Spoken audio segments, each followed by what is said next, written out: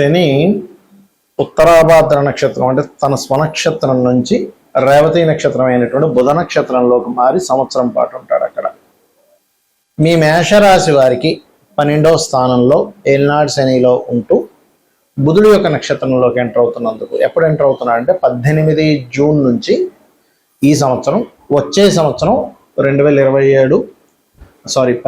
మే నుంచి వచ్చే సంవత్సరం 2027 జూన్ 2 వరకు ఉంటాడు అక్కడ.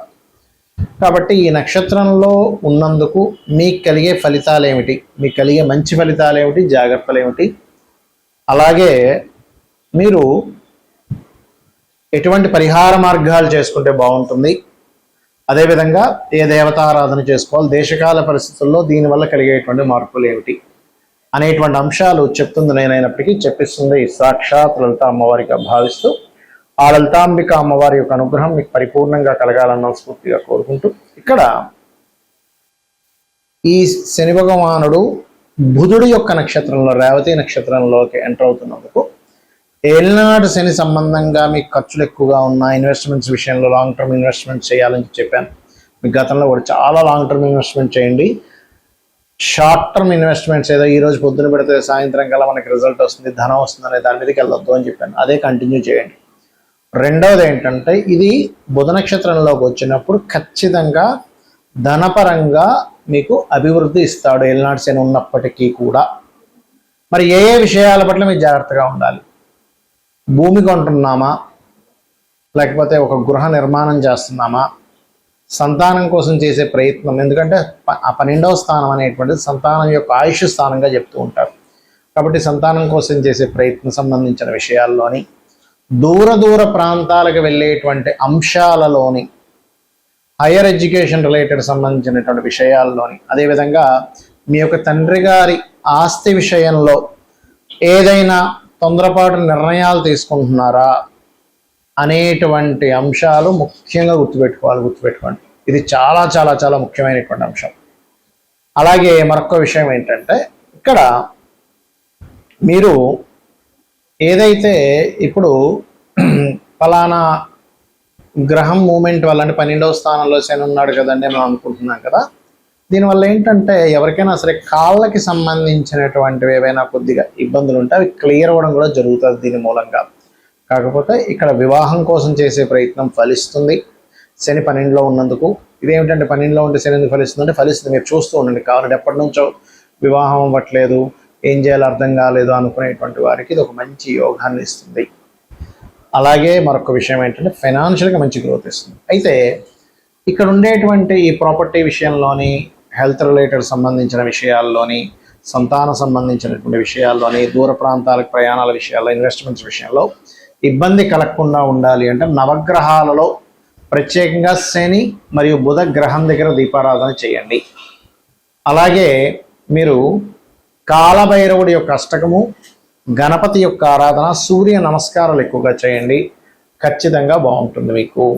మరి ఈ యొక్క శని మే 18వ తేదీ నుంచి మీనరాశిలోకి ఉత్తరాభాద్ర నక్షత్రం విడిచి రేవతి నక్షత్రంలోకి వెళ్తున్నందుకు దేశకాల పరిస్థితుల్లో ఎటువంటి ఫలితాలు ఉంటాయి మనం ఎప్పటి నుంచో చెప్తున్నాం.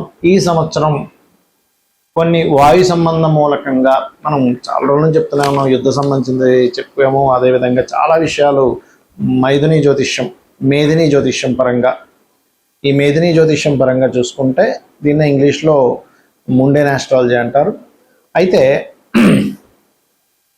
ఈ ఈ కాంబినేషన్ వల్ల కొన్ని దేశాలలో, మన ఇండియాకి అయితే అంత పెద్ద ఎఫెక్ట్ ఉండదు గుర్తుపెట్టుకుని, కొన్ని దేశాలలో ఈ విస్ఫోట సంబంధంగా మనం చూడండి, వాళ్ళ రేపు యుద్ధం జరుగుతుంది కదా, ఈ యుద్ధాలలో కొన్ని యాటమ్ బాంబు అనుసంబంధించినవి కొన్ని డిస్టర్బ్ అవ్వడము, దాని ద్వారా ప్రకృతిలో, గాలిలో, వాయువులో కొన్ని మార్పులు రావడం. ఎందుకంటే ఇక్కడ మీరు కనుక గమనించినట్లయితే బుధుడు యొక్క నక్షత్రంలోకి శని సంబంధం కలుగుతుంది మీన రాశిలో, అది కూడా జలరాశుల్లో. కాబట్టి జలము, వాయువు కలుషితం అనేటువంటి చూపిస్తుంది. కాబట్టి మీరు ఏ ప్రాంతాల్లో నివసిస్తున్నా, ఎక్కడ ఉన్నా కూడా జలము కాచి చల్లార్చిన నీరు తీసుకోవడం చాలా ముఖ్యం ఈ సంవత్సరం అంతా కూడా. అంటే వచ్చే సంవత్సరం జూన్ 2వ తేదీ వరకు కూడా అందరూ ఇది ప్రధానంగా పాటించండి. ఇది షేర్ మార్కెట్ మీద కూడా ఎఫెక్ట్ చూపిస్తుంది. ఎందుకంటే బుధుడు షేర్ మార్కెట్ కారకుడు, ఆ షేర్ మార్కెట్ కారక నక్షత్రం మీదకి శని వచ్చాడు. అలాగే కమ్యూనికేషన్ రంగాల మీద కూడా ఇది ప్రభావం చూపిస్తుంటుంది.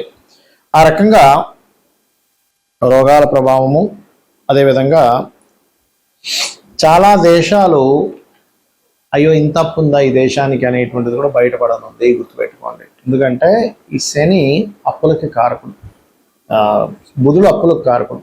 ఈ శని ఎప్పుడైతే అప్పులకు కారకుడు అయినటువంటి బుధ నక్షత్రాల్లోకి వెళ్ళి కూర్చుంటున్నాడో ఆర్థిక మాన్యం అనేటువంటిది రాబోతుంది కొన్ని దేశాలకి. కాబట్టి ఏ దేశవాసులైనా కూడా ఈ యొక్క విషయంలో, అంటే వాళ్ళ యొక్క ఫైనాన్షియల్ రిలేటెడ్ సంబంధించినటువంటి విషయంలో అనుకూలత ఉండాలి. కానీ ఈ యొక్క గ్రహస్థితి ఇండియాకి మాత్రం ధనపరంగా మంచి గ్రోత్ని ఇవ్వబోతుంది. ఇప్పుడు ఇన్ని రోజుల నుంచి చూడండి, మనం రూపీ వాల్యూ పడిపోతుంది అనుకుంటున్నాం కదా, ఇక్కడ నుంచి కొంత ముందుకు వెళ్ళేటువంటిది, అంటే కొంతవరకు దాని యొక్క ఇది కొంత ఆగడము, కొంత రైజ్ అవ్వడం కూడా జరుగుతుంది ఈ యొక్క బుధ నక్షత్రంలోకి శని యొక్క సంచారం మూలంగా, గుర్తుపెట్టుకోండి. అయితే మరి అందరూ కూడా ఏం చేయాలి? ఇప్పుడు కొంతమందికి జాతకం తెలుస్తుంది, కొంతమందికి తెలియదు, వాళ్ళ పర్సనల్ చార్ట్ తెలియదు, వాళ్ళ ఏ రాశి తెలియదు. ముఖ్యంగా ఎటువంటి నెగటివ్ ఎఫెక్ట్స్ కలగకుండా ఉండాలి అంటే మీరు చేయవలసినటువంటిది ప్రధానంగా శని బుధ గ్రహాల దగ్గర దీపారాధన చేయండి. గోవులకి గోంగూర బెల్లం లాంటివి తినిపించండి. అంటే మీ జాతకం, మీ నక్షత్రం ఏదైనా కానివ్వండి, మీ రాశి ఏదైనా కానివ్వండి, మీ లగ్నం ఏదైనా కానివ్వండి, ఇది ఎప్పుడైతే ఈ బుధ నక్షత్రాల్లోకి శని యొక్క సంచారం జరుగుతుందో ఇది గొప్ప ధనయోగాన్ని ఇస్తుంది, గుర్తుపెట్టుకోండి. అలాగే మరొక విషయం ఏంటంటే వాళ్ళ యొక్క జన్మజాతకాల్లో వాళ్ళ పర్సనల్ చార్ట్స్ ఉంటాయి కదా, వాళ్ళ యొక్క చార్ట్లో బుధుడి యొక్క మహాదశ కానీ శని యొక్క మహాదశ కానీ నడిచేటప్పుడు వాళ్ళది కనుక లగ్నాన్ని బట్టి, వాళ్ళకుండే ప్లేస్మెంట్ని బట్టి, బుధుడిలో శని కానీ శనిలో బుధుడు కానీ, లేదా మహాదశే డైరెక్ట్గా బుధ మహాదశ కానీ మహాదశే శని మహాదశ కానీ నడిచేటప్పుడు వాళ్ళకు ఉండేటువంటి గ్రహాలలో అది కనుక మంచి ప్లేసుల్లో ఉంటాయంటే 2, అదేవిధంగా 5 కానీ, లేకపోతే పాపగ్రహం అయితే శని అయితే కనుక 3, 6, 11 స్థానాల్లో 10 స్థానాల్లో ఉన్నప్పుడు అది పాజిటివ్ ఫలితాలు ఇస్తుంది. అలా కాకుండా కొద్దిగా ఇది చతుర్థ భావంలోనో లేకపోతే శుభగ్రహాలయ్యుండి పాపస్థానాలు, అంటే బుధుడు కనుక పాపస్థానాల్లో ఉన్నట్లయితే గోచారంలో బుధరాశుల్లో శని యొక్క రాక జరుగుతుంది. కాబట్టి అది కొంచెం హెల్త్ మీద ఎఫెక్ట్ ఇస్తుంది. కాబట్టి మీరు ఎవరికైనా ఈ యొక్క గ్రహ ప్రభావం వల్ల మీ జన్మజాతకంలో కూడా ఆరోగ్య సంబంధించినటువంటి విషయంలో ఇబ్బంది పడుతున్నట్లయితే ఒక చక్కటి మంత్రం ఉంటుంది, అది చేసుకోండి.